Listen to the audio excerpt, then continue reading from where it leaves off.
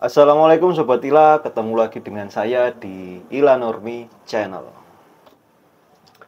Baru-baru ini kita kembali dikejutkan oleh berita yang menggembarkan dunia pendidikan kita, yaitu kasus seorang guru yang melakukan tindakan pelecehan terhadap muridnya, pelecehan seksual. Kejadian ini bukan yang pertama kali, dan sayangnya bukan pula yang terakhir. Sekolah yang seharusnya menjadi tempat yang aman bagi anak-anak untuk belajar tumbuh, namun kenyataan pahit seringkali menimpa anak-anak kita. Siapa sangka yang mengira kita semua ini bahwasanya sosok yang seharusnya menjadi panutan sebagai pelindung justru menjadi pelaku kejahatan seksual. Ya, guru cabul. Sebut saja guru cabul. Mungkin ini kurang etis, atau bahkan sebutan ini sangat menyakitkan. Namun, inilah realita yang menggambarkan, realita pahit yang menggambarkan yang terjadi di lingkungan pendidikan kita. Tindakan keji ini tidak hanya merusak masa depan anak, tetapi juga menghancurkan kepercayaan kita, masyarakat secara luas, terhadap institusi pendidikan ini.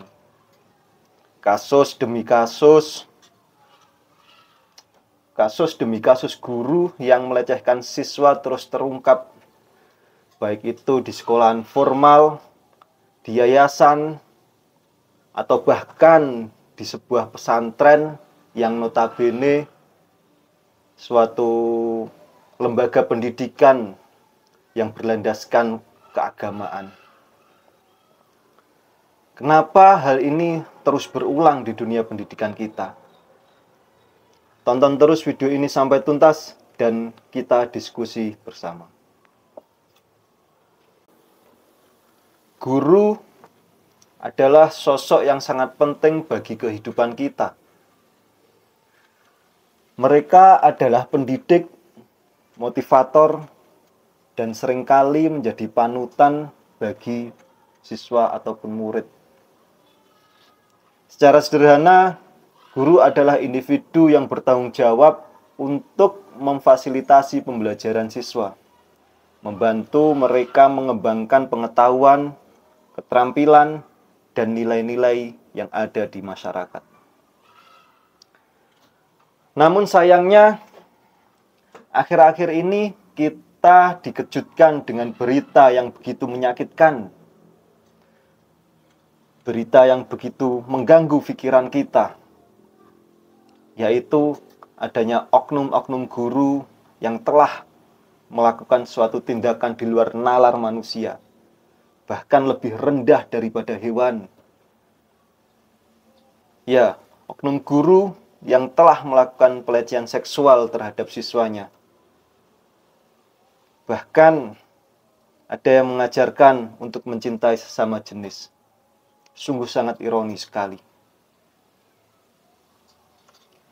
Ada banyak faktor yang menyebabkan seorang guru atau pendidik ini melakukan tindakan yang sangat menyimpang ini. Di antaranya adalah posisi kekuasaan. Ya, sebagai seorang guru, pelaku ini memiliki otoritas dan akses yang penuh untuk menguasai murid-murid tersebut. Sehingga mungkin dengan ancaman tidak naik kelas, ancaman dengan dikeluarkan dari sekolah, atau iming-iming nilai yang bagus, itu mungkin di dunia pendidikan formal. Kalau di dunia pendidikan pesantren, mungkin dengan iming-iming tidak mendapat barokah dari seorang ustadz atau kiainya, akan kualat jika tidak menuruti perintah ustadz atau kiainya, atau bahkan iming-iming mendapatkan surga ketika melayani hasrat birahi seksual kiainya. Nah, kekuasaan atau otoritas penuh yang dipegang seorang pendidik ini menjadi salah satu faktor yang menyebabkan guru menjadi cabul atau bahkan melecehkan terhadap seorang siswa atau santri. Dan selanjutnya, gangguan jiwa, kejiwaan. Beberapa pelaku mungkin memiliki gangguan mental yang membuat mereka sulit mengendalikan dorongan seksualnya.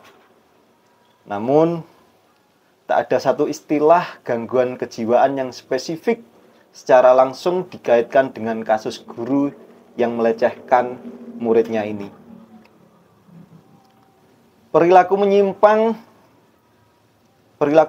ini bisa menjadi manifestasi dari berbagai macam kondisi psikologis yang terjadi pada seorang guru tersebut. Di antaranya psikologis yang mungkin terkait atau menjadi penyebab tunggal, antara lain adalah pedofilia. Ya, pedofilia ini ketertarikan seksual yang kuat terhadap anak yang prapuberitas secara berulang. Sehingga ketika mereka itu melihat seorang anak, hasrat seksualnya naik. Begitu juga ada hebefilia. Hebefilia ini ketarikan seksual kuat yang pada anak tapi setelah prapuberitas. Atau mungkin gangguan kepribadian antisosial itu juga bisa mengakibatkan seorang guru menjadi seorang predator seks. Gangguan narcisistik, narsis, ya, kebanyakan guru itu ingin dipandang sosok superioritas, sehingga kemarin ada salah satu kasus di salah satu sekolah yang sempat viral, seorang guru sampai tega memukul siswa dikarenakan hanya masalah sepele. Apa masalahnya? Guru tersebut tidak dipanggil dengan sebutan bapak atau ibu, sehingga dengan entengnya seorang guru itu melancarkan pemukulan dan lain sebagainya. Yang paling riskan adalah kurangnya pengawasan pemerintah. Kurangnya pengawasan pemerintah terhadap sekolah ini menjadikan peluang yang sangat besar bagi seorang guru untuk melakukan tindakan pelecehan terhadap siswa tersebut. Alih-alih dengan sekolah atau lembaga pendidikan yang di dalamnya itu berlandaskan keagamaan, itu lebih inklusif biasanya. Secara kurikulum, metode pembelajaran itu lebih tertutup, sehingga di situ banyak peluang untuk seorang guru melakukan tindakan pelecehan seksual tersebut. Pernahkah kalian mengerti betapa beratnya atau betapa gilanya dampak pelecehan seksual yang dilakukan guru ini terhadap korban? Tindakan pelecehan oleh guru ini bisa meninggalkan trauma yang begitu mendalam bagi korban.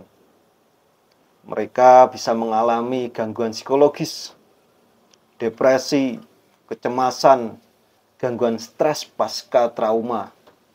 Bahkan yang paling berbahaya itu bisa mengakibatkan seseorang tersebut dengan kestresannya bisa mengarah ke bunuh diri dan lain sebagainya. Kualitas belajar yang diterima siswa pasti juga akan menurun. Konsentrasi terganggu, prestasi menurun, untuk menerima ilmu tidak bisa. Karena apa? Karena mereka merasa berbeda dengan siswa yang lainnya. Sehingga dengan adanya perilaku tersebut, siswa akan kesulitan untuk belajar di dalam kelas maupun di dunia pendidikan tersebut. Kehilangan kepercayaan diri ini yang akan mengakibatkan masa depan siswa juga tidak akan cerah. Karena apa? Karena siswa tersebut akan terus merasa malu, akan terus merasa hina, akan merasa standarnya terus di bawah. Karena apa? Karena ulah-ulah dari guru-guru biadab yang melegalkan tindakan amoral untuk kesenangan yang sesaat. Setiap anak berhak mendapatkan lingkungan belajar yang aman, yang damai, yang bahagia, sehingga membuat anak itu menjadi betah atau bisa mendapatkan ilmu yang baik dalam dunia pendidikan tersebut. Mari kita bersama-sama melindungi mereka dari segala bentuk kekerasan, terutama pelecehan seksual ini. Pelecehan seksual bukan masalah sepele di dunia pendidikan. Suara kita penting mengubah situasi ini. Mari kita bersama-sama lawan segala bentuk kekerasan seksual, terutama di lingkungan pendidikan. Bantu kami menyebarkan kesadaran akan pentingnya hal ini dengan cara subscribe dan share video ini seluas-luasnya untuk menyebarkan kemanfaatan dalam video ini.